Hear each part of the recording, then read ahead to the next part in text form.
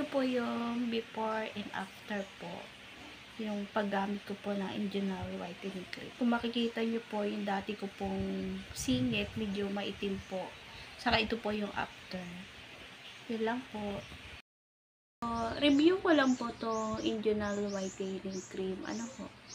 Ito po ay nabili ko sa TikTok. Mga 130 po siya. Buy one take one na po.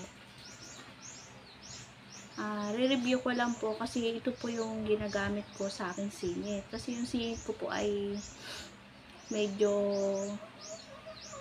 alam niyo na po, medyo maitim kaunti. Pero hindi naman po sobrang itim.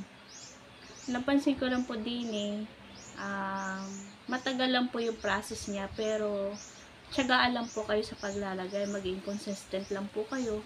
Nilalagay ko po ari sa aking singit mga umaga po, pagkatapos ko maligo, tapos sa gabi po. Ganon. Basta tiyagaan lang po kayo sa paglalagay. Napansin ko lang po na yun po, pag namamalat po siya, hindi po siya yung sabing mahapde, yung parang nagre-rejuve, hindi po.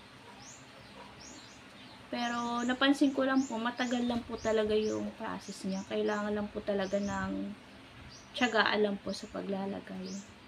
Pwede rin po ari sa kilikili, sa tuhod, basta yung mga may itim po sa batok, mga ganon. Tiyaga lang po talaga sa paglalagay. Basta pag sa TikTok ko po ari nabili, ingat-ingat na lang po tayo sa pagbibili dahil minsan po kasi may mga imitation po. Basta check niyo na lang po yung observe niyo po kung legit po yung inaano ni seller, ganun. Tingnan niyo lang po, ganun. Ingat na lang po tayo. Baka peke po ang ating magbili.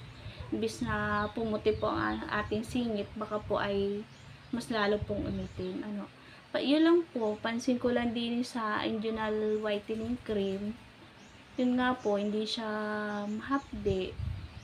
Pag siya po ay namamalat, yung napapansin ko po na medyo naglalighten na po. Kasi po namamalat din siya.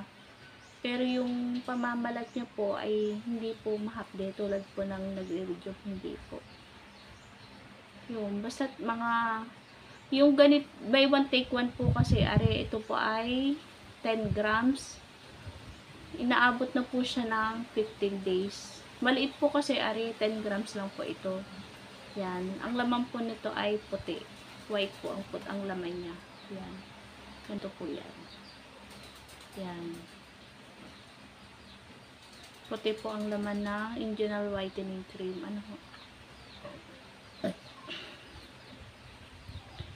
Ito po ay buy one take one na. Sa TikTok ko po ari nabili. Inabot po siya ng 15 days. Yun, napansin ko po sa aking singit, medyo naglighten na nga po kaunti. Hindi po tulad ng dati na parang may butlig-butlig, ganun. Parang maitim-itim kaunti, ganun. May pinagbago na po kaunti. Yun lang po, maganda po ari. Based lang po sa naging experience ko. Pero depende pa rin po.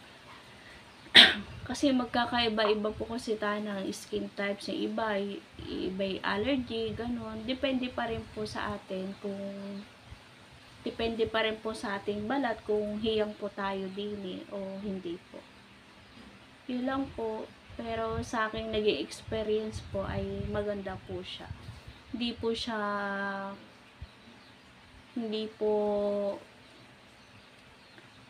siya mahapde pag siya po ay yung naglalighten na po kasi po namamalat.